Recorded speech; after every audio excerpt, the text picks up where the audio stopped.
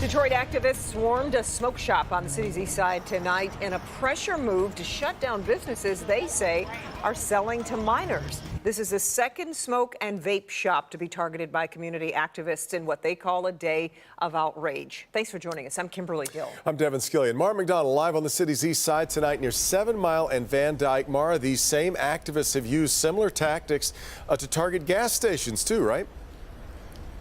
Devin, they sure have, and they've been successful there. Tonight, this was the smoke shop that was in their crosshairs. Let's take a look and a listen as activists go inside and confront the owner. Hey, my man, what we're hearing from the community around here is that you guys here are selling vapes to children, that you're selling drugs to underage children here. Oh, no. The owner of the shop telling these activists that's not the case, and if something was sold, it was a clerk's fault, not his, and it needs to be ironed out in court. Then he started getting heated. If you have any problem with us, you meet in court. You don't come to my other businesses.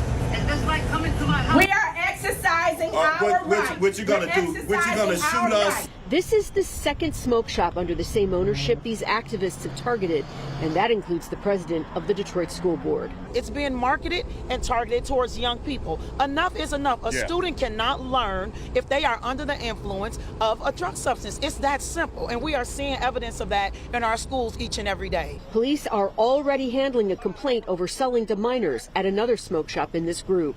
Tell me why you think that this is the right way to do this versus, say, going through Kim Worthy's office or DPD. This is a major issue for our children. So we don't have time to wait on law enforcement, to wait on the prosecutor or judges, even though we fully expect them to do their jobs.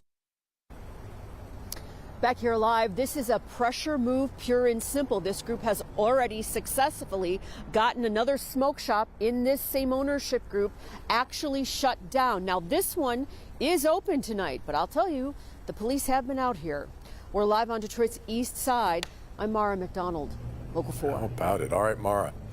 Wayne County is bringing in private armed security guards now to protect its courts. The move comes because of security concerns and, quote, daily threats to judges and staff. Jacqueline Francis is live tonight with how we got here, Jacqueline.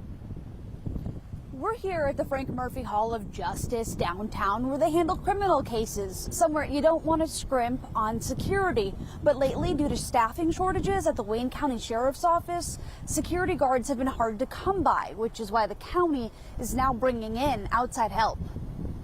Quite simply, we need court security at our courts. And we're thankful for the security that we have, but it's not enough. Not enough and not cutting it. Wayne County Executive Court Administrator Frank Hardister says staffing security guards has been a problem since he took the job last year. We get threats through the mail.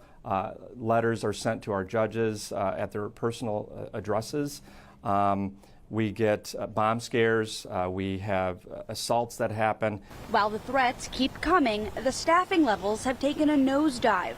They're down roughly 50 security officers, positions filled by Wayne County Sheriff's deputies. He says last fall, the lack of security guards got to a point where cases had to be put on hold. When you start to impact due process, that's problematic for us. Last week, the courts asked the county to hire an outside security firm to fill these holes.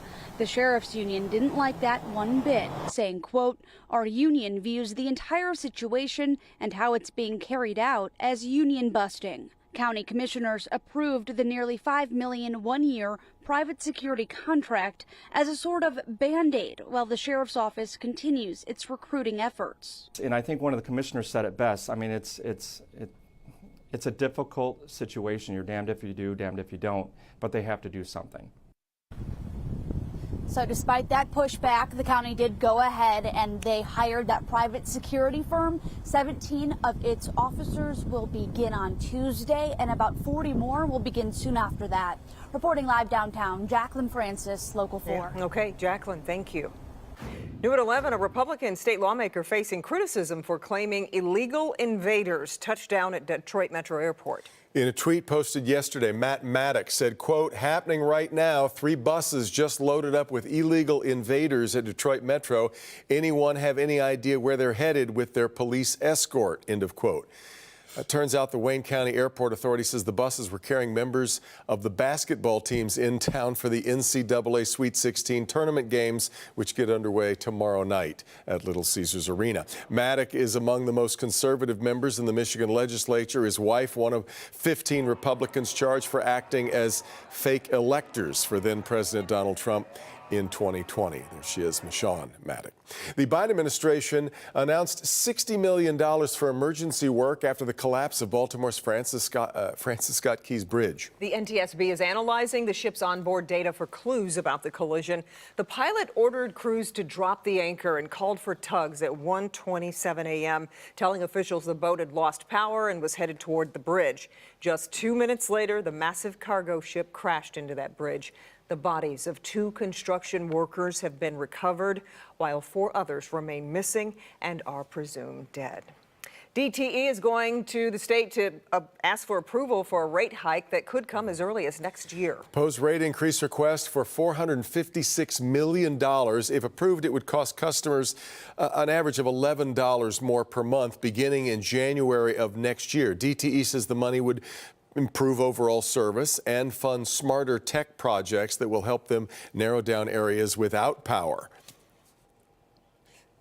Attorney General Dana Nessel weighed in on the proposed increase, saying, quote, "This latest rate hike request from DTE is frankly absurd in both the astounding dollars and obnoxious timing, requesting yet another $450 million, not even 4 months since their last rate hike was approved," end of quote. The site of the former Kmart headquarters in Troy is getting new life. The University of Michigan is buying more than 7 acres of that land for $4.42 million. Michigan Medicine plans to build a multi-specialty facility on the property with the stated goal of expanding clinical services and increasing patient access in the Oakland County region. Michigan Medicine plans to break ground for the facility next year and hopes to open in 2027. Former President Trump making a campaign stop in Grand Rapids next week. He last visited Michigan February 17th at an event in Waterford, you may recall. Michigan, of course, a key battleground state in the 2024 election. In New York tonight, 3 presidents, Joe Biden, Barack Obama, and Bill Clinton, came together for a Biden-Harris campaign event. The trio converging for a one-of-a-kind event at Radio City Music Hall in Manhattan. Dramatic show of force from Democrats as they try to secure a second term in the White House for President Biden. Spirit of Detroit statue gets a special jersey ahead of next month's NFL draft. Early this morning, officials dressed up the 26-foot Marshall Fredericks sculpture. The jersey was made by Detroit-based Prop Art Studio, Inc. and is about 15 feet high, 5 feet wide at the chest.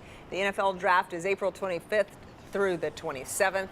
For a complete guide on what you need to know before draft weekend, head over to the sports section of our website. Click on Detroit.com. You know, a day like today, that would be fine. It would be for the draft, right? That's A little cool, right. but not bad. Yeah. Sunny. And more sunshine on the way, Kim. Yes, sunshine for tomorrow. And as of tomorrow, we'll start looking ahead to the opening day forecast as we'll be within those 7 days. Outside right now, it is partly cloudy, 38 in Detroit, 34 in Howell, 36 in Pontiac, upper 30s in Adrian.